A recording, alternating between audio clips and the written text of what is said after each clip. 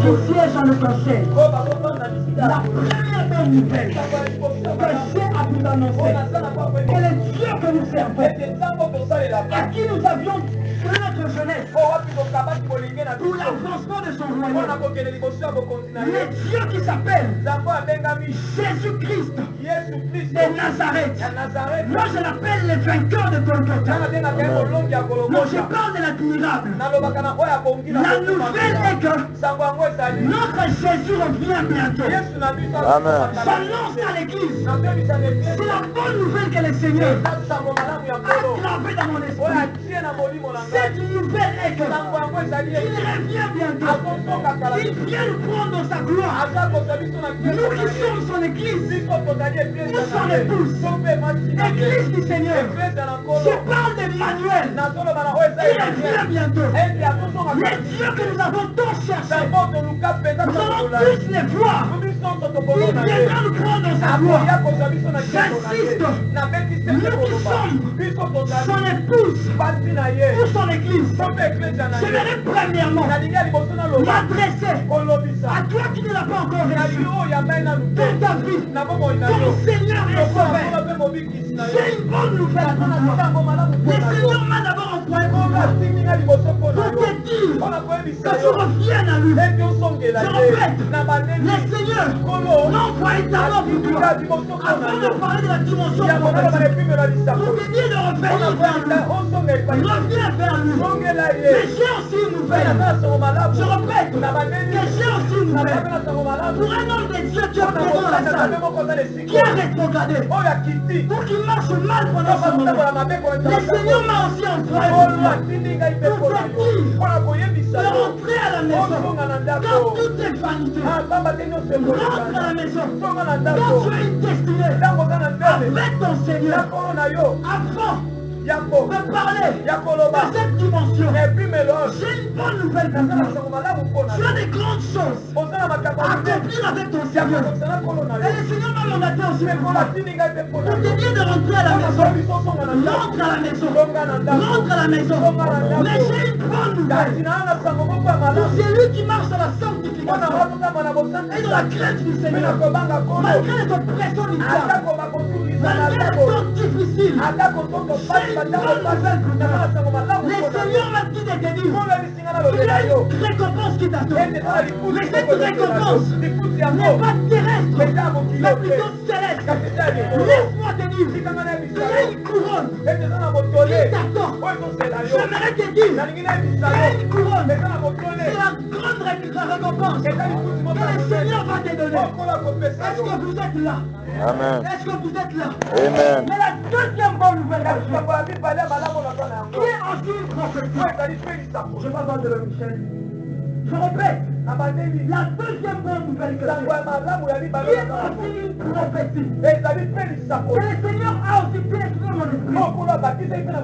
C'est qu'avant son retour, le Seigneur est en train de libérer une armée qui sera composée pour caractériser par des vrais adorateurs, mais qui seront loués par lui-même pour la moisson finale. Est-ce que je peux prophétiser, Église? Amen. Je me lève comme un prophète en tant que Amen. pour dire malheur aux sorciers du Congo, malheur aux occultistes du Congo, Amen. malheur aux marabouts du Congo, qui ont bâti les hôtels pour Satan. Car le Seigneur vient de libérer une armée. Premièrement, pour terrasser ces hôtels. Et deuxièmement, pour imposer les valeurs du royaume au Congo. Est-ce que tu m'as compris? Amen. Le Seigneur insiste d'abord pour les valeurs, les occultistes détruisent la ville jusqu'au point de faire une bière qu'ils appellent Koi, esprit quinois. Jusqu'au point, j'insiste. Et la deuxième qu'ils ont fait, ils appellent ça petit quartier. Ils attaquent les valeurs du royaume. Mais les temps sont arrivés où les seigneurs ont aussi libéré une armée. Je suis des vrais adorateurs. Je ne parle pas des adorateurs, mais je parle de vrais adorateurs. Mais que le Seigneur envoie pour la moisson finale. Et laisse-moi te dire que le fait que tu es dans cette salle, c'est que tu fais partie de la sélection des dieux. Tout ça quand tu es cette action. Je répète, le fait que tu es dans cette salle, c'est que tu fais partie de la sélection des dieux. Et laisse-moi te dire que tu fais partie de cette grande armée. Est-ce que vous êtes là? Amen. C'est sûr. Le chef de l'armée, qui est Jésus-Christ de Nazareth, a donné un mandat au mouvement prophétique pour le réveil, pour nous parler de la dimension prophétique. Parce que c'est une dimension qu'il est en train de verser dans les 7 ministères que nous avons lus dans le livre des Éphésiens.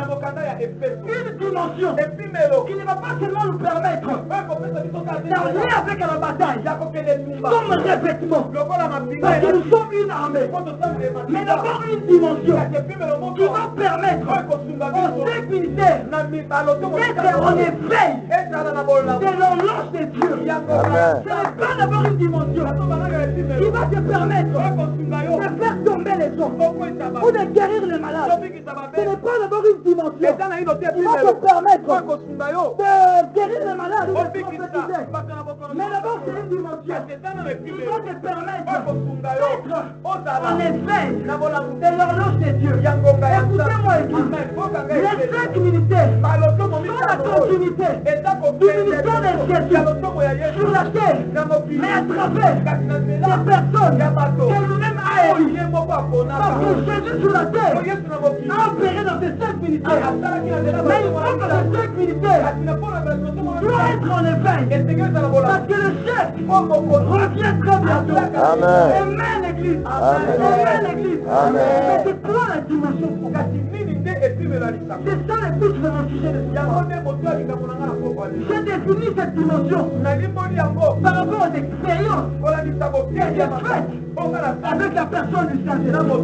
Ce n'est pas une dimension, ce n'est pas une définition que j'ai reçue par des recherches. Mais j'ai essayé de réfléchir avec le Saint-Esprit pour connaître c'est quoi la dimension prophétique. Et le Saint-Esprit m'a dit, c'est la dimension prophétique, c'est une capacité surnaturelle, Amen. ou une sensibilité prophétique que le Seigneur donne à certaines personnes, que lui-même a mandaté, afin de communiquer sa pensée avec exactitude, Amen. mais dans un temps bien déterminé. Amen.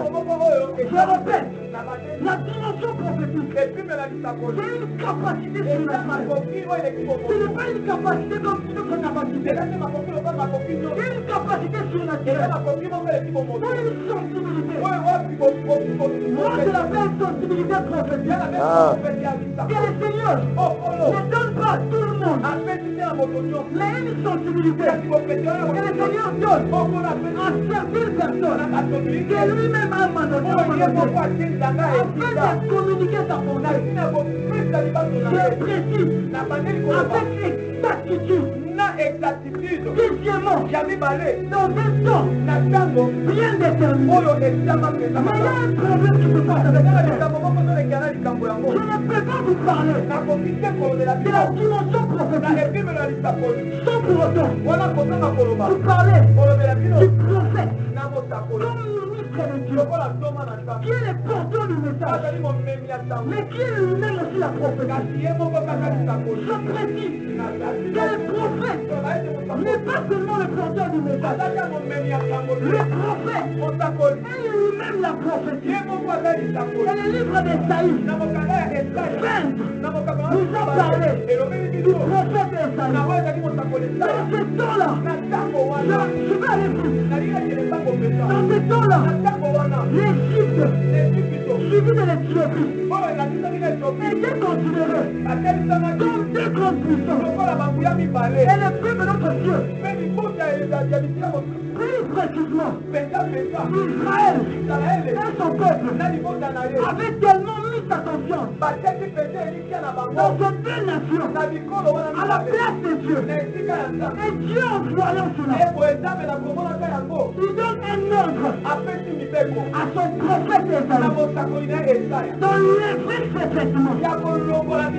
Je dis d'enlever ses vêtements, d'éventer ses sandales. Ensuite, de se promener ni dans la ville. Ensuite, le Seigneur a dit, de la même manière que vous voyez mon serviteur, cela sera dans 3 ans un signe et un présage de l'Égypte. Laissez-moi vous dire, comme un prophète, non, je rentrerai en arrière.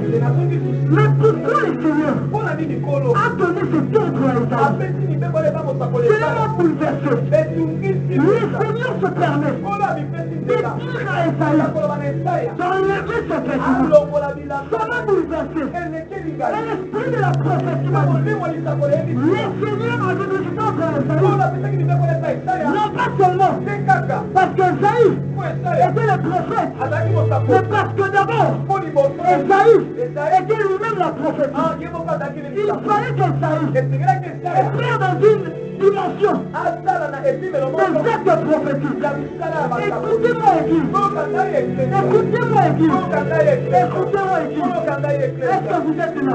Amen. Est-ce que vous êtes là? Amen. Est-ce que vous êtes là? Amen. Quand un prophète opère, quand un prophète devient lui-même la prophétie, le Seigneur opère avec lui à la dimension des actes prophétiques. Et dans cette dimension, le Seigneur permet au prophète de quitter la dimension de l'intimité, des paroles, ou de parler, pour aller à la dimension de l'intimité, du corps à corps. Car dans le ministère prophétique, il y a 2 dimensions que les prophètes opèrent avec Dieu. Je parle de la dimension de l'intimité. Il y a l'intimité des paroles, et il y a l'intimité du corps à corps qui a opéré Esaïe. Une dimension où le Seigneur prend des dispositions pour supporter la nudité d'Esaïe. C'est la dimension où Dieu a donné l'ordre à Osée d'aller épouser une prostituée. Pourquoi? Parce que c'est Osée était lui-même la prophétie. Est-ce que vous êtes là, Église? Nous allons parler de ces choses en profondeur le dimanche prochain. Et je vais parler au prophète qui ont enseigné. Hormis la grâce de prophétiser que le Seigneur nous a fait, nous sommes à un temps où nous devons développer la sensibilité spirituelle. Parce qu'il y a des moments où le Seigneur nous attend à des actes prophétiques à la place des prophéties. Dans le livre d'Esaïe 21, la Bible me parle du prophète Agabus. Il descendit de Judée. Il prend la ceinture de Paul. Se lia le main. Ensuite, il se lia le pied. Ensuite, il prophétisa. Ainsi me parle le Saint-Esprit. L'homme à qui appartient cette ceinture sera lié de la même manière à Jérusalem. Écoutez-moi, Église. J'ouvre une parenthèse. Le ministère prophétique n'est pas quelque chose qui vient avec le temps.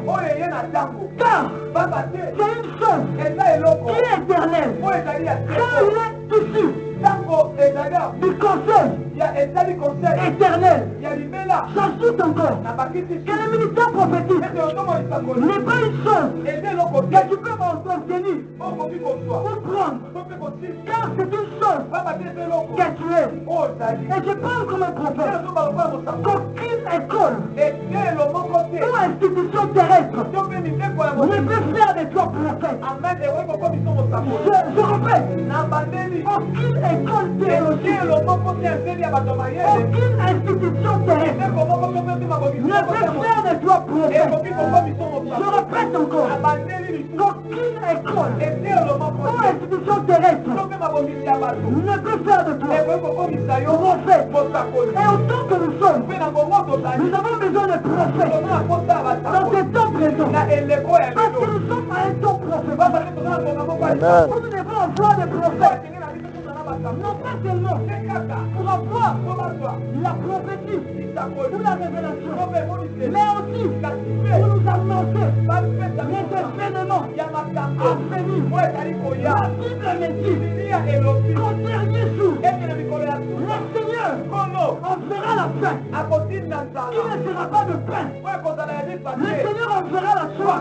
Il ne sera pas de l'eau, mais une soif qui sera de la parole, de la parole, de la parole, de la parole, de la parole, de la parole, de la parole, de la parole de l'Éternel.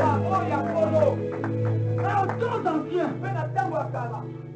le prophète était appelé. Je vais vraiment vite. Au temps ancien, le prophète était appelé voyant. Parce que à chaque fois que le peuple voulait consulter Dieu pour connaître la destinée ou l'avenir, le peuple consultait Dieu. Je dis que le peuple consultait le voyant. On l'appelle prophète encore. Mais cela m'a embrouillé. Mais pourquoi tout un peuple il fait recours d'abord au voyant qu'on appelait prophète pour connaître la destinée et l'avenir.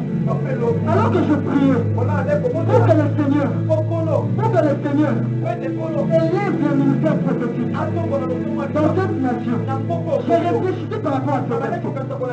Et l'esprit de la prophétie m'a dit que dans ce temps-là, le peuple ne consultait pas seulement le voyant qu'on appelait prophète, parce qu'ils avaient le monopole de la prophétie. Ce n'est pas seulement pour ça. L'esprit de la prophétie m'a dit que ce peuple-là consultait le voyant, parce que le voyant, le Seigneur avait revêtu ce voyant une autorité spirituelle, chose que les prophètes actuels ont perdu. L'esprit de la prophétie m'a dit que le diable n'a pas volé au prophète actuel la prophétie. On prophétise, mais le diable a volé au prophète actuel l'autorité spirituelle dans laquelle on devait opérer avec. Le prophète actuel est maintenant comme tout le monde, parce que nous avons perdu cette autorité spirituelle-là à cause de la distraction et de la manque de discipline. Le prophète actuel a perdu ces choses. Le prophète actuel a quitté la vie de la montagne pour vivre avec le peuple et comme le peuple. Le prophète actuel a quitté la vie de la montagne pour vivre avec le peuple, mais comme le peuple. Pour que le prophète actuel fait prêcher comme tout le monde. Le prophète actuel fait donner des rêves comme tout le monde. Le prophète actuel fait prêcher comme le prophète pasteur Marcelo, parce qu'il a perdu la vie de la montagne. Le prophète actuel fait prêcher comme Jean-Bosco Kidoma, parce que le prophète actuel a perdu la vie de la montagne. Le prophète actuel fait la dimension de parler au prophète comme Ézéchiel pour que l'on leur et la gloire lui revient. Je répète, le prophète actuel fait opérer à la dimension de paroles prophétiques comme Ézéchiel pour que l'honneur et la gloire lui reviennent. Le prophète actuel ne fait pas opérer à la dimension de Saïd. Je parle de la dimension des actes prophétiques. Parce que le prophète actuel a perdu la sensibilité. Le prophète actuel a perdu la sensibilité. Et le prophète actuel ne fait pas opérer à cette dimension des actes prophétiques. Nous parlons même quand Dieu ne parle pas. Je répète, nous parlons même quand Dieu ne parle pas. Parce que c'est le seul système qui nous reste pour prophétiser. Nous avons oublié que nous sommes nous-mêmes la prophétie. Et nous prophétisons même quand Dieu ne parle pas. Et c'est un blasphème. Nous insultons ici par le Seigneur. Alors que Dieu n'a pas parlé. Église du Seigneur. Église du Seigneur. Je ne suis pas là pour condamner les prophètes. Mais laissez-moi vous dire que les prophètes n'est pas seulement appelé à dire de bonnes choses. Je répète, le prophète du Congo n'est pas seulement appelé à dire de bonnes choses. Nous sommes tombés dans ce piège. Attends, nous avons sous-luka. Dieu va te bénir. Je vois un voyage devant toi. Même quand Dieu ne parle pas, nous oublions que le Seigneur a déjà répondu l'esprit de lui. Et cette génération a un message de jugement. Non, je prophétise. Le prophète actuel doit être sensible pour connaître que le Seigneur ne va pas envoyer l'esprit de lui. Mais le Seigneur a déjà envoyé l'esprit de lui. Laissez-moi vous dire que l'esprit de lui est déjà de retour. Nous sommes arrivés à un temps prophète où la vie ne va pas nous aimer. Préparons-nous spirituellement. Je vous assure, le Seigneur va déposer dans nos bouches des paroles qui vont choquer plusieurs. Parce que nous sommes si le Seigneur veut ramener toutes choses à l'ordre, c'est à travers nous que le Seigneur veut ramener toutes ces choses à l'ordre.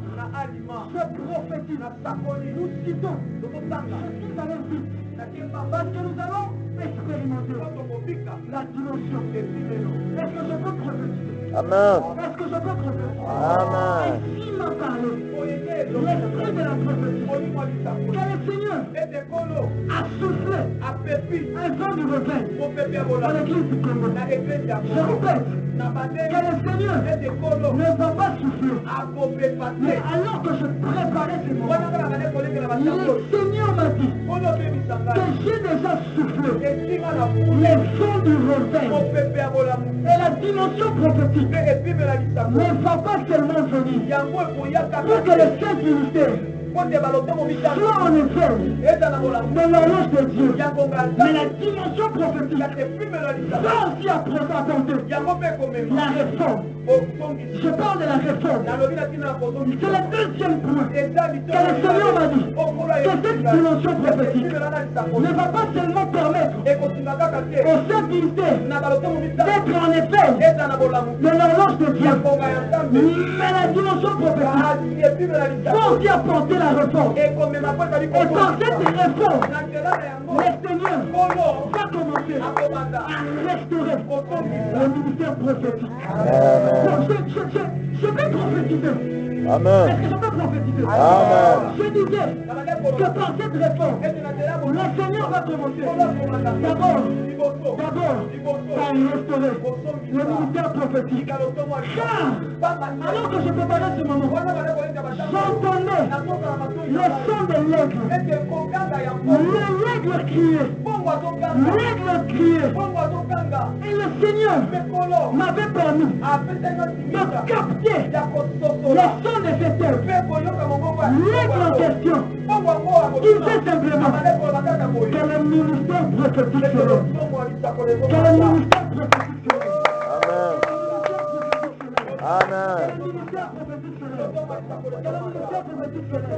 Et par ce ministère prophétique, le Seigneur va mettre fin à un système qui est entré à l'église du commun, plus précisément à l'église du réveil. Prophète Belé, le Seigneur m'a dit que le Seigneur va mettre fin au catholicisme qui a pris la place à l'église du réveil. Deuxièmement, l'esprit de la prophétie m'a dit que le Seigneur va mettre fin à la liturgie qui a pris la place à l'église du Congo. Troisièmement, l'esprit de la prophétie m'a dit que le Seigneur va mettre fin au culte de la personnalité qui a pris la place à l'église du Congo. Le Seigneur m'a dit avec une colère que l'homme a pris sa place à l'église du Congo. Je disais que l'homme, par cette culte de personnalité, nous sommes tous idolâtres. C'est de l'idolâtrie en quelque sorte. Tout est centré par l'homme de Dieu. Et chose grave, le prophète ne peut pas prophétiser parce que le pasteur va mal le prendre. Parce que le pasteur va les suspendre. Prophète établi par Dieu. Nous attristons le cœur du Seigneur. Prédicateurs, nous voulons tout faire pour plaire à nos pasteurs. Et nous attristons le cœur du Seigneur. Nous attristons. Nous attristons. C'est une grâce de faire partie de l'armée du grand télévision de la fin. Mais laissez-moi vous dire aussi que c'est une grande responsabilité. Amen. Je peux répéter cette phrase. Qu'est-ce qui se passe? Je peux répéter. C'est une grâce pour toi de faire partie de cette armée. Mais laissez-moi conscientiser l'Église. Et plus précisément, ma génération. Et plus précisément encore, prophète. Je parle en tant que prophète. Je parle en tant que prophète. Prophète de l'Éternel. Restons concentrés à la pensée de Dieu afin de la reproduire sur terre. Faisons la différence entre nos propres pensées, la pensée du diable et la pensée de Dieu. Si nous atteignons cette dimension, nous allons opérer à la dimension des actes prophétiques. Tout ce que tu feras sera prophétique. Pourquoi? Tu as développé en toi cette sensibilité de capter, de comprendre les battements du cœur du Seigneur, la dimension que Jean avait. Ce n'était pas seulement un plaisir pour Jean de poser sa poitrine sur le torse du Seigneur. Mais je vous rappelle que pour Jean était aussi prophète, mais opérait aussi à cette dimension des actes prophétiques. J'aimerais annoncer maintenant, j'aimerais parler maintenant aux prophètes, mais à tous celui qui opère dans le prophétique, mais aussi à tous celui qui est prophétique. Développons en nous, hormis cette grâce, la sensibilité et le discernement, car le diable est entré dans la prophétie. Je répète encore que le diable est entré dans la prophétie. Le Seigneur m'a dit, prophète, ayant la capacité de faire la différence. D'abord, entre la pensée du diable. Deuxièmement, entre nos propres pensées. Et troisièmement, la pensée de Dieu. Focalisons-nous à la pensée de Dieu en développant la sensibilité et le discernement.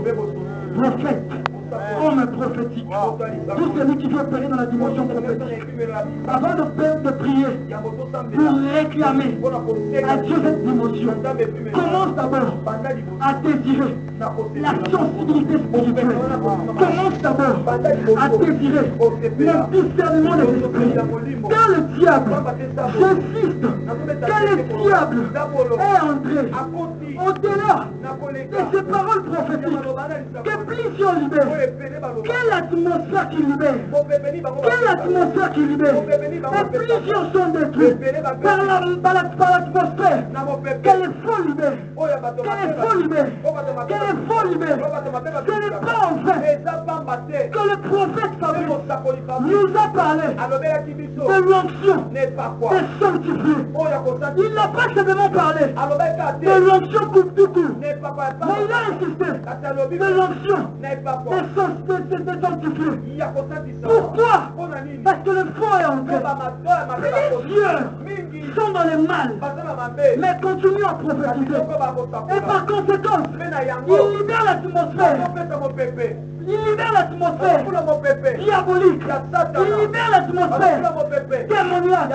Et plusieurs se retrouvent dans la publicité, dans la masturbation, dans le mal. Pourquoi? Parce que le prophète qui avait sali sa bouche a prophétisé, mais a libéré une mauvaise atmosphère.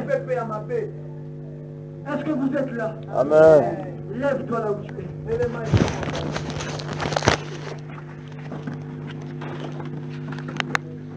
C'est un culte prophétique.